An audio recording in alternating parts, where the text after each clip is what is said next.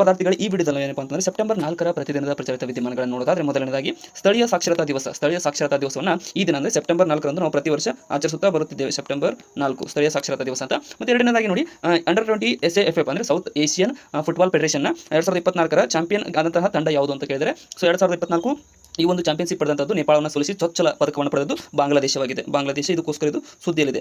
ಮೂರನೇದಾಗಿ ನೋಡೋದಾದ್ರೆ 61ನೇ ರಾಷ್ಟ್ರೀಯ ಚೆಸ್ 2024ರ ಗ್ರ್ಯಾಂಡ್ ಮಾಸ್ಟರ್ ಆದವರು ಯಾರು ಅಂತ ಕೇಳಿದರೆ, ಸೊ 61ನೇ ರಾಷ್ಟ್ರೀಯ ಚಾಂಪಿಯನ್ಶಿಪ್ ಗ್ರ್ಯಾಂಡ್ ಮಾಸ್ಟರ್ ಆದವರು ಯಾರಪ್ಪ ಅಂತಂದ್ರೆ ಇವರು ಸರಿಯಾದ ಉತ್ತರ ಕಾರ್ತಿಕ್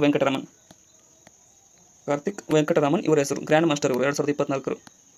ಇನ್ನು ನೆಕ್ಸ್ಟ್ ನೋಡೋದಾದ್ರೆ ಭಾರತದ ನೂತನ ಕ್ಯಾಬಿನೆಟ್ ಸೆಕ್ರೆಟರಿಯಾಗಿ ಯಾರು ನೇಮಕಗೊಂಡಿದ್ದಾರೆ ಅಂತಂದ್ರೆ ಇವರು ಡಾಕ್ಟರ್ ಟಿ.ವಿ. ಸೋಮನಾಥನ್ ರವರು. ಇನ್ನು ನೆಕ್ಸ್ಟ್ ನೋಡೋದಾದ್ರೆ ಕೊನೆಯದಾಗಿ ಪ್ಯಾರಿಸ್ ಪ್ಯಾರಾ ಒಲಿಂಪಿಕ್ 2024ರಲ್ಲಿ ಚಿನ್ನ ಗೆದ್ದಂತಹ ಸುಮಿತ್ ಅಂತಿಲ್ ಅವರು ಯಾವ ಕ್ರೀಡೆಗೆ ಸಂಬಂಧಿಸಿದ್ದಾರೆ ಅಂದರೆ ಅವರು ಯಾವ ಒಂದು ಕ್ಷೇತ್ರದಲ್ಲಿ ಚಿನ್ನವನ್ನು ಪಡೆದುಕೊಂಡಿದ್ದಾರೆ ಅನ್ನೋದನ್ನು ನೀವು ಕಮೆಂಟ್ ಸೆಕ್ಷನ್ದಲ್ಲಿ ಕಮೆಂಟ್ ಮಾಡಿ.